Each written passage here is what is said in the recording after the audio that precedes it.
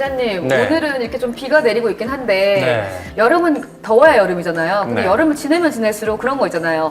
작년에도 더웠는데 이번 여름도 되게 덥다. 그러니까 안 더웠던 여름이 없는 것 같은데 늘 그 여름이 사상 최대 폭염인 것 같은 느낌. 저는 이번에도 사상 최대의 폭염 같은 네, 그런 네, 느낌이 네. 들거든요. 사실 이게 매년 여름이 더워지고 있다라는 측면에서 보면은 어떤 부분은 사실인 측면도 조금 있어요. 왜냐하면 이제 이상기후 때문에 그런 건데요. 그러니까 해수면의 이제 평균 온도가 계속 끊임없이 상승하고 있어서 지금 계속 전 지구적인 문제잖아요. 근데 요즘 진짜 그 엘니뇨 현상 뭐 이런 거 네. 온난화 네. 이런 거 좀 심하긴 하죠. 네, 그래서 네. 엘니뇨란 얘기 되게 슈퍼 엘니뇨다. 네. 엘니뇨다 요새 얘기가 계속 나오는데. 슈퍼 엘니뇨도 있어요? 네, 맞습니다. 슈퍼 엘니뇨는 당연히 이제 엘니뇨의 그 강도가 되게 센 그런 건데요. 엘니뇨 현상이라는 거는 이제 동태평양 쪽의 그런 적도 부근에 그쪽의 해수면 온도가 평년 온도보다 0.5도 이상 높은 상태가 5개월 이상 지속될 때. 그러니까 정확히 학술적으로는 그런데요. 그래서 그 엘니뇨가 발생을 하면은 당연히 이제 우리 위에 이제 대기도 바뀌고 기단도 바뀌고 기류도 바뀌고 그러면서 폭우를 일으키기도 하고 그러면서 폭염이 일어나기도 하고 이제 엘니뇨 때문에 여러 가지 그런 원인이 있다라고들 이제 기후학자들은 얘기들을 하시는데요. 그런 것처럼 엘니뇨 때문에 그 벌어지는 그런 안 좋은 영향들이 계속해서 벌어지고 있습니다. 사실 근데 그 날씨 때문에 일어나는 일들이 물론 사람한테도 영향을 미치지만 네네. 지구에 있는 모든 것에 다 영향을 좀 끼치고 있지 않나요? 예, 맞아요. 그래서 당연히 엘니뇨 현상이 벌어져서 기온이 높아지고 비가 자주 오고 이렇게 되면요. 이제 불쾌지수가 높아지는 걸로만 끝나는 게 아니라 당연히 이제 우리 농작물들에도 어마어마한 영향을 주거든요. 이제 잘 아시다시피 여름철마다 항상 폭염 때문에 뭐 배추값이 뛰었네 네. 이런 얘기 항상 뉴스에 나오잖아요. 뭐 채소값이 몇 퍼센트 뛰었네. 그러니까 농작물들도 어마어마한 영향을 받게 되다 보니까 날씨가 농작물의 가격을 엄청 많이 좌우하는 그런 상황이 돼요. 그래서 우리는 이제 이 현상을 국한해서 에그플레이션이다라고 얘기를 하거든요.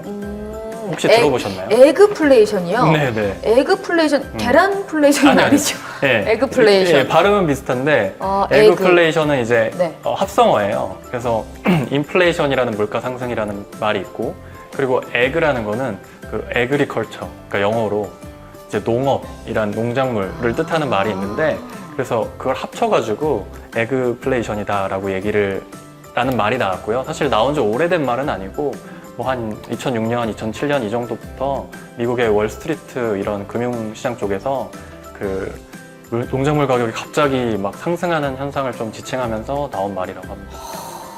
거기서 나온 단어가 에그플레이션. 네, 맞습니다. 근데 이게 조금 어려울 수도 있는데 저는 약간 이제 어떤 생각이 들었냐면 네. 저희 집 앞에 빵집이 있는데 제가 성수동 살거든요. 네. 그래서 되게 유명한 빵집이 있어요. 네네네. 그 유명한 빵집에 원래 2,500원짜리 빵이 하나 있었거든요. 아. 제가 되게 좋아하는 혹시 소금빵인가요? 소금빵이었어. 네네. 근데 이게 네. 갑자기 3,500원이 하는 거예요. 1년 전에 2,500원이었거든요. 많이 올랐어요. 그래서 저는 이게 왜 가격이 이렇게 올랐을까라고 생각해 봤더니 밀가루 값이 올랐다는 거예요. 근데 예. 밀가루 값이 올랐는데 만약에 이 빵을 하나 사잖아요. 여기 앞에도 있는데 네. 2,500원 주고 사다가 3,500원 주고 사려니까 이걸 못 사겠더라고요. 그렇죠. 그래서 저는 6,000원짜리 식빵을 사갖고 나온 경험이 있습니다. 아, 그러셨구나. 네. 근데 이제 그게 말씀하신 대로 밀가루 에그플레이션 때문에 밀의 가격이 오르다 보니까 빵의 가격이 오르는 거기도 한데요. 또 빵 만들 때는 설탕도 들어가잖아요. 네. 그래서 설탕 가격도 사실 많이 올랐어요. 그래서 지금 그 전 세계의 그런 농작물이나 그런 그 식자재 관련 가격을 집계하는 기구가 있는데 UN 식량 농업 기구라고 그런 기구가 있어요. 그래서 거기에서 발표한 통계를 보면은 올해 5월달 기준으로 작년 말보다 설탕 가격이 34%나 올랐다고 해요. 34%. 네. 그래서 와. 사실 설탕 가격도 많이 오르다 보니까 요즘에는 슈거플레이션, 그러니까 설탕이 슈가잖아요. 슈거플레이션이라는 말도 나온다고 하더라고요. 이게 밀가루와 그러면 설탕만 우리한테 어떤 변화가 있냐. 네. 근데 그러기에는 저희는 사실은 네. 그냥 밥값이 올랐다. 이게 더 피부로 확 와닿거든요. 그러니까 저희 집에서 나가서 예전에는 혼자 혼밥을 하면 네. 7,000원짜리도 네. 있었고 8,000원짜리도 네. 있었거든요. 요새는 만 지금은 원이, 예. 저희 동네는 거의 12,000원, 아, 15,000원대예요. 물론 저희가 지금 제가 성수동이라는 어떤 그래도 가장 핫한 동네가 네. 아무리 핫해도 네네. 그래도 밥집이 있거든요. 네. 와, 하루에 그 밥값으로 이제는 맞아요. 최소 2만 원, 3만 원 써야 될 시기가 온다는 네. 게 너무 직격탄이더라고요. 그것도 통계를 보면은 서울 지역에서 우리 일반인들이 자주 찾는 8개 정도의 외식 품목이 있는데 그 그 가격이 작년보다 한 13%, 15% 정도 올랐다고 해요. 10,000원 하던 게 11,000 몇백 원, 12,000원 수준까지도 올랐다는 얘기겠죠. 예, 그러니까 사실 피부로 느끼기에 뭐 1,000원, 2,000원 조금씩 올라가면은 지영님 말씀하신 대로 좀 외식하기 부담스러운 상황이 될 것 같아요. 근데 이제 사 먹는 입장에서 우리는 그런 말을 네. 하는데 사실 네. 그 외식업을 하시는 분들은 또 뭐라고 하시냐면 네. 저희 그거 인건비 올라가지고 네. 저녁에 문도 못 열어요. 뭐 맞아요. 이제는 우리 술 안 팔아요. 왜냐면 우리 그 저녁에 그 장사 못 해요. 네, 이런 네. 얘기를 진짜 많이 하시는 거예요. 맞습니다. 그러니까 우리 쪽은 밥값 비싸다고 아우성인데 맞아요. 외식업을 하시는 분들은 이렇게 해도 남는 게 맞아요. 없고 우리도 돈 올리면 손님들이 자꾸 아니 뭐 5년 6년 단골들인데 네, 자꾸 비싸다고 막 이러면 네. 우리 마음도 너무 불편해요. 네, 맞아요. 이런 얘기를 정말 진심으로 하시더라고요. 맞아요. 네. 원자재 가격이 오르니까 가격을 높아지는 것도 당연한데 그것뿐만이 아니라 인상 요인이 많잖아요. 뭐 인건비, 그리고 최저임금도 계속 오르다 보니까 이제 뭐 어쩔 수 없이 올리다 보면은 결국에는 그런 생각을 하게 되죠. 그러면 안 먹으면 되지 않나. 무슨 말도 안 되는 소리. 아니, 외식을 안 하면 좀 줄이면 되지 않나? 라는 생각을 하게 되는데 좀 지영님은 어떠세요? 저는 네네. 외식을 절대 못 줄입니다. 아, 그러세요? 네. 한 어느 정도 하세요? 일주일에 뭐 하루에 한 번은 무조건 하시고 거의. 한 번은 하는 것 네, 같은데요. 평균 1회. 왜냐면 저는 혼밥을 위주로 하는 1인 가구예요. 물론 특수성이 있긴 하지만 요즘 1인 가구 굉장히 많잖아요. 제가 요즘에 장바구니 물가라는 게 예전보다 훨씬 많이 올라서 제가 옛날에는 5만 원치를 장을 봐오면 네. 한 4일 정도를 먹을 수 있었어요. 아, 네. 근데 지금은 4일치를 먹으려면 10만 원 이상이 나오더라고요. 아, 그렇게 많이. 그때부터 약간 타격이 오는 거예요. 근데 1인 가구의 특징은 해놓고 나면 이걸 다 먹냐? 맞아요. 분명히 쪼개서 남는 게 있어요. 맞아요. 그러면 먹는 것보다 버리는 게 많고 이렇게 되면 차라리 사 먹게 아까 된다. 반개탕 9,000원짜리 반개탕을 사서 먹는 게 음. 훨씬 더 이득인 거예요. 그렇구나. 네. 그렇죠. 근데 이제 저도 혼자 살던 시절이 있었기 때문에 말씀하신 거에 공감을 하고요. 네. 근데 요새는 제가 예전에 이제 결혼하기 전에 저도 혼자 살았으니까 근데 그때랑 달라진 거는 밀키트가 되게 좋게 잘 나오잖아요. 그래서 저는 자주 이용하는데 지영님은 그렇게 아껴시잖아요. 저는 의외로 네. 네, 건강식을 되게 중요하게 생각해서 네. MSG 이런 거 좀 최대한 좀 자제하고. 근데 밀키트에 MSG 안 들어간 그냥 이렇게 해먹기 좋게 이렇게 다 근데 그런 돼 밀키트 있는. 별로 없지 않나요? 엄청 많은데. 아, 그래요? 네, 뭐 샤브샤브, 밀푀유 뭐 이런 거 여러 가지. 제가 밀키트의 세계를 아직 많이 네, 파헤치지 저는 못해서. 그래서 이제 늦은 시간에 마트에 가면은 밀키트가 할인을 해요. 네. 그래서 저는 그렇게 꿀팁이라면 꿀팁인데 약간 밀키트 얘기에 광대가 승천하시네요.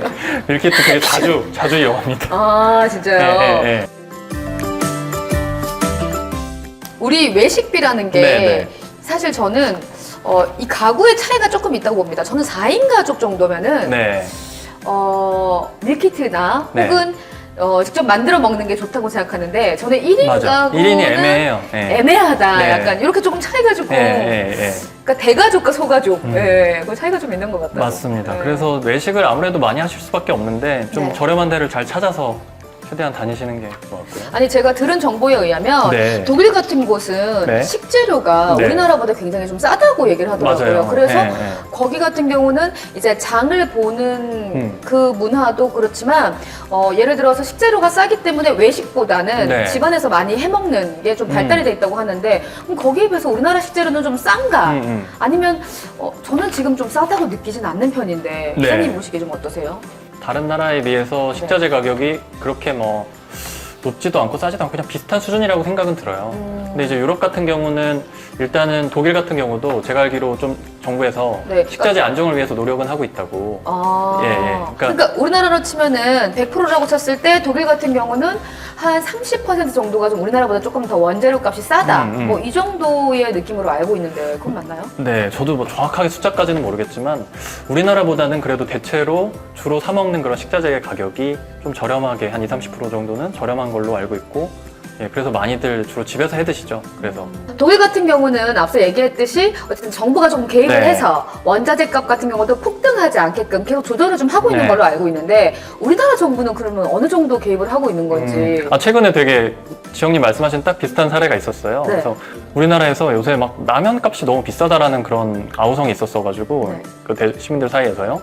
그래서 정부에서 라면 가격에 좀 개입을 했어요. 네. 그래서 라면 파는 업체들한테 얘네 좀 가격을 좀 낮춰봐라.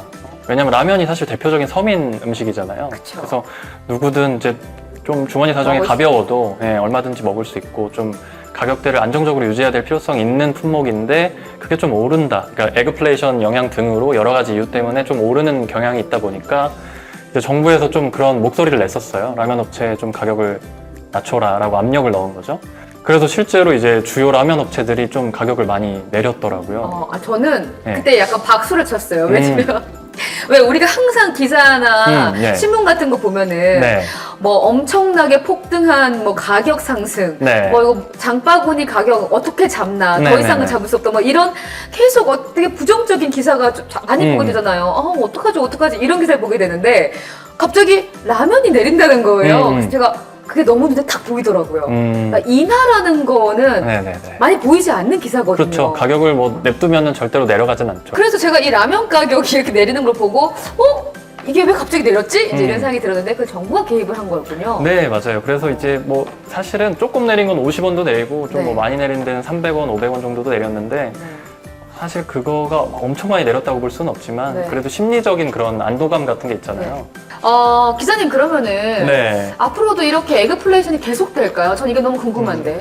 네, 에그플레이션은 사실 계속될 확률이 되게 높지 않나 싶어요. 왜냐하면 말씀드린 대로 엘니뇨 현상이 일어나는 건 그러니까 전 인류가 탄소를 많이 배출하고 그러다 보니까 그 지구 온도가 상승하면서 나타나는 현상 중에 하나이기 때문에 네. 그거에 대한 우려가 크고 앞으로도 계속 일어날 확률이 높아서 에그플레이션은 뭐 매년이라고까지 할 수는 없지만 거의 우리가 끌어안고 가야 되는 부분이 아닌가. 사실 이게 뭐 기후변화라고 해서 사실 뭐 우리가 커다란 일을 할 수 있을까라고 고민하시겠지만 네. 그냥 일상생활에서 배달시키실 때 일회용품 좀 덜 사용하시고 맞아요. 네. 차 나중에 사실 때 전기차로 좀 갈아타시고 네, 네. 뭐 이런 굉장히 소소한 일들이 이 네. 기후변화에 커다란 네, 어떤 영향을 좀 미칠 수 있지 않을까 저는 그렇게 한번 바라봅니다. 맞습니다. 네, 네. 인류는 항상 고차원적으로 발전하고 있으니까 네, 네. 기후 쪽으로 발전을 많이 한다면 네, 네. 분명히 또 인류가 성공할 수 있는 네, 그런 네. 기회가 또 있다고 봅니다. 네, 맞습니다. 네. 말씀하신 그 기후 테크라는 것도 있는데요. 네. 그쪽으로도 많이 발달을 하고 있어서 네. 좀 이제 인류가 봉착한 이런 난제를 네. 좀 해결할 수 있지 않을까라는 저는 기대를 하고 있습니다. 이게 한 사람의 인류로서 네, 네, 네. 지금보다 더 열심히 네. 일회용을 쓰지 않고 네. 자 오늘 이렇게 또 함께 이야기를 나눠봤는데 네. 오늘 또 이렇게 가볍게 접근했는데 끝날 때 좀 이렇게 제가 뭔가 좀 색다른 사람이 된 것 같은 좀 정말 중요한 얘기를 좀 하지 않았나 좀 그런 생각이 들어요. 자, 신협이 알려주는 세상의 경제 이야기 신세경 이슈앤톡. 오늘은 엘니뇨라는 이상현상과 함께 에그플레이션의 현상 그리고 그에 따른 경제적 피해에 대해서 알아봤습니다. 여러분 사실 이렇게 어려운 얘기 저도 그렇게 생각이 들지만 가장 중요한 건 환경보호를 하는 것이 어떤가 하는 오늘의 결론인데요. 그리고 고물가에 대처하는 여러분의 생활 절약 팁이 있으시다면 댓글에 꼭 남겨주세요. 그럼 저희는 다음에 또 인사를 드리겠습니다. 여러분 안녕히 계세요.